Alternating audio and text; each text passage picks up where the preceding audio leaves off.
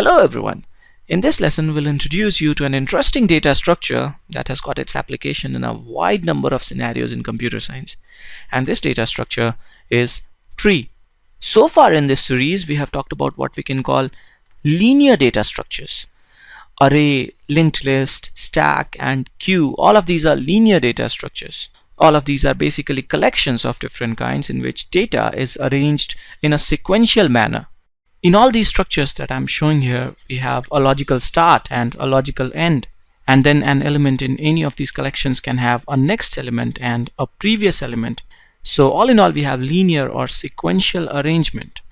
Now, as we understand, these data structures are ways to store and organize data in computers. For different kinds of data, we use different kinds of data structure. Our choice of data structure depends upon a number of factors. First of all, it's about what needs to be stored. A certain data structure can be best fit for a particular kind of data. Then we may care for the cost of operations. Quite often, we want to minimize the cost of most frequently performed operations. For example, let's say we have a simple list and we are searching for an element in the list most of the time. Then we may want to store the list or collection as an array in sorted order. So we can perform something like binary search really fast. Another factor can be memory consumption. Sometimes we may want to minimize the memory usage. And finally, we may also choose a data structure for ease of implementation, although this may not be the best strategy. Tree is one data structure that's quite often used to represent hierarchical data. For example, let's say we want to show employees in an organization and their positions in organizational hierarchy. Then we can show it something like this. Let's say this is organizational hierarchy of some company. In this company, John is CEO and John has two direct reports, Steve and Rama. Then Steve has three direct reports. Steve is manager of Lee, Bob, and Ella. They may be having some designation. Rama also has two direct reports. Then Bob has two direct reports, and then Tom has one direct report. This particular logical structure that I've drawn here is a tree. Well, you have to look at this structure upside down, and then it will resemble a real tree. The root here is at top, and we are branching out in downward direction. Logical representation of tree data structure is always like this: root at top and branching out in downward direction. Okay, so tree is an efficient way of storing and organizing data that is naturally hierarchical. But this is not the only application of tree in computer science. We will talk about other applications and some of the implementation details, like how we can create such a logical structure in computer's memory later. First, I want to define tree as a logical model. Tree data structure can be defined as a collection of entities called nodes linked together to simulate a hierarchy. Tree is a non-linear data structure. It's a hierarchical structure. The topmost node in the tree is called root of the tree. Each node will contain some data, and this can be data of any type. In the tree that I'm showing in right here, data is name of employee and designation. So we can have an object with two string fields, one to store name and another to store designation. Okay, so each node will contain some data and may contain link or reference to some other nodes that can be called its children. Now I'm introducing you to some vocabulary that we use for tree data structure. What I'm going to do here is I'm going to number these nodes in the left tree so I can refer to these nodes using these numbers. I'm numbering these nodes only for my convenience. It's not to show any order. Okay, coming back. As I had said, each node will have some data. We can fill in some data in these circles. It can be data of any type. It can be an integer or a character or a string, or we can simply assume that there is some data filled inside these nodes and we are not showing it. Okay, as we were discussing, a node may have link or reference to some other nodes that will be called its children. Each arrow in this structure here is a link. Okay, now as you can see, the root node, which is numbered 1 by me, and once again this number is not indicative of any order. I could have called the root node number 10 also. So root node has link to these two nodes number 2 and 3. So 2 and 3 will be called children of 1, and node 1 will be called parent of nodes 2 and 3. I'll write down all these terms that I am talking about.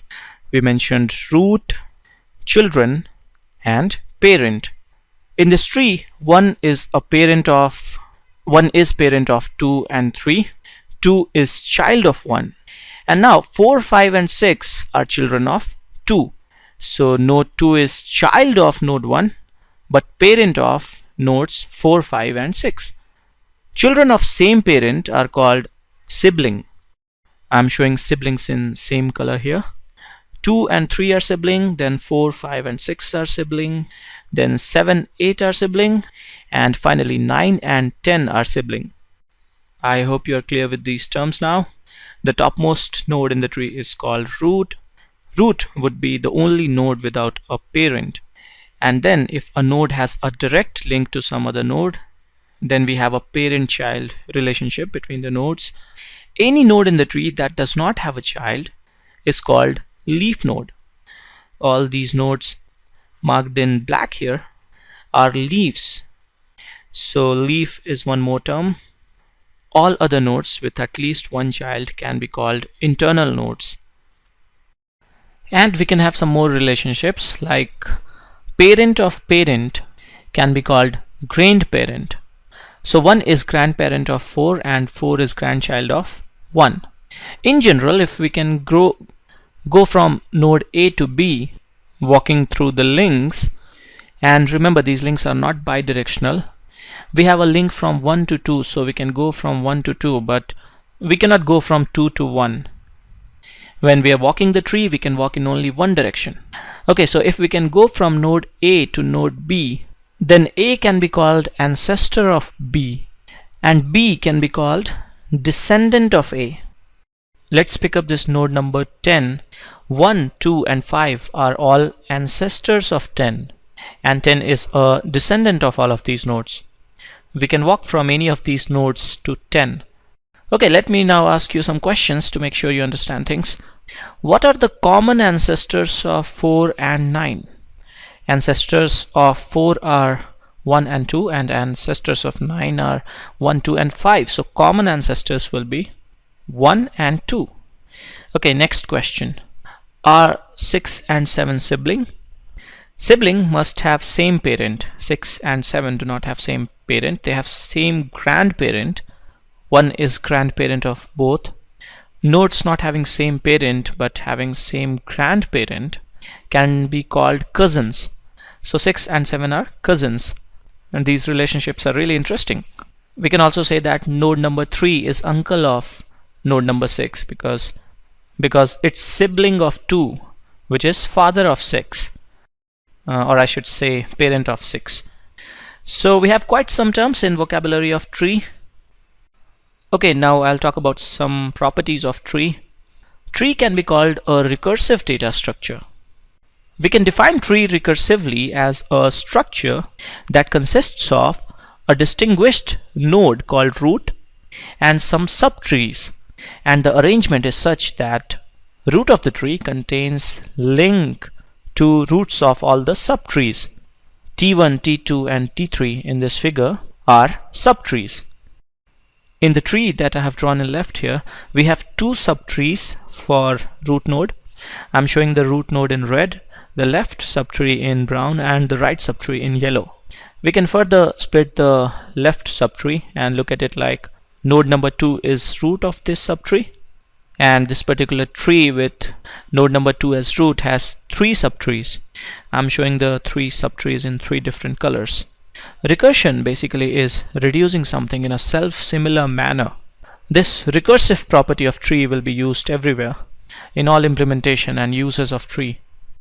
The next property that I want to talk about is, in a tree with n nodes, there will be exactly n minus 1 links or edges. Each arrow in this figure can be called a link or an edge. All nodes except the root node will have exactly one incoming edge. If you can see, I'll pick this node number 2. There is only one incoming link. This is incoming link, and these 3 are outgoing links. there will be one link for each parent-child relationship. So in a valid tree, if there are n nodes, there will be exactly n-1 edges, one incoming edge for each node except the root.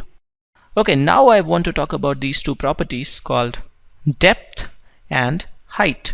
Depth of some node x in a tree can be defined as length of the path from root to node x. Each edge in the path will contribute 1 unit to the length. So we can also say number of edges in path from root to x. The depth of root node will be 0. Let's pick some other node. For this node numbered 5, we have 2 edges in the path from root. So the depth of this node is 2.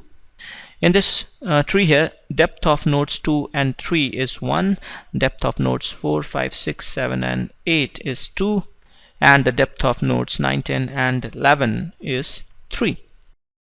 Okay, now height of a node in tree can be defined as number of edges in longest path from that node to a leaf node. So height of some node x will be equal to number of edges in longest path from x to a leaf. In this figure, for node 3, the longest path from this node to any leaf is 2. So height of node 3 is 2. Node 8 is also a leaf node. I'll mark all the leaf nodes here. A leaf node is a node with 0 child. The longest path from node 3 to any of the leaf nodes is 2. So the height of node 3 is 2. Height of leaf nodes will be 0. So what will be the height of root node in this tree? We can reach all the leaves from root node. Number of edges in longest path is 3. So height of the root node here is 3. We also define height of a tree. Height of tree is defined as height of root node. Height of this tree that I'm showing here is 3.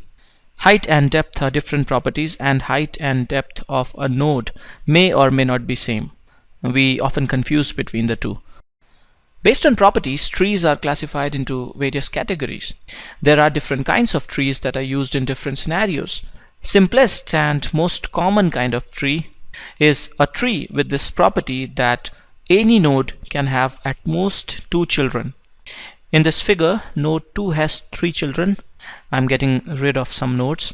And now this is a binary tree. Binary tree is most famous, and throughout this series we will mostly be talking about binary trees. The most common way of implementing tree is dynamically created nodes linked using pointers or references, just the way we do for linked list. We can look at the tree like this. In this structure that I have drawn in right here, node has 3 fields. One of the fields is to store data. Let's say middle cell is to store data. The left cell is to store the address of the left child. And the right cell is to store address of right child. Because this is a binary tree, we cannot have more than 2 children. We can call one of the children left child and another right child. Programmatically in C or C++, we can define node as a structure like this. We have 3 fields here. One to store data. Let's say data type is integer. I have filled in some data in these nodes. So in each node we have 3 fields. We have an integer variable to store the data, and then we have 2 pointers to node. One to store the address of the left child, that will be the root of the left subtree, and another to store the address of the right child. We have kept only 2 pointers because we can have at most 2 children in binary tree. This particular definition of node can be used only for a binary tree. For generic trees that can have any number of children, we use some other structure, and I'll talk about it in later lessons. In fact, we will discuss implementation in detail in later lessons. This is just to give you a brief idea of how things will be like in implementation. Okay, so this is cool. We understand what a tree data structure is. But in the beginning we had said that storing naturally hierarchical data is not the only application of tree. So let's quickly have a look at some of the applications of tree in computer science. First application, of course, is storing naturally hierarchical data. For example, the file system on your disk drive, the file and folder hierarchy, is naturally hierarchical data. it's stored in the form of tree. Next application is organizing data, organizing collections for quick search, insertion and deletion. For example, binary search tree that we'll be discussing a lot in next couple of lessons can give us order of log n time for searching an element in it. A special kind of tree called trie is used to store dictionary. It's really fast and efficient and is used for dynamic spell checking. Tree data structure is also used in network routing algorithms, and this list goes on. We'll talk about different kinds of trees and their applications in later lessons. I'll stop here now. This is good for an introduction. In next couple of lessons, we'll talk about binary search tree and its implementation. This is it for this lesson. Thanks for watching.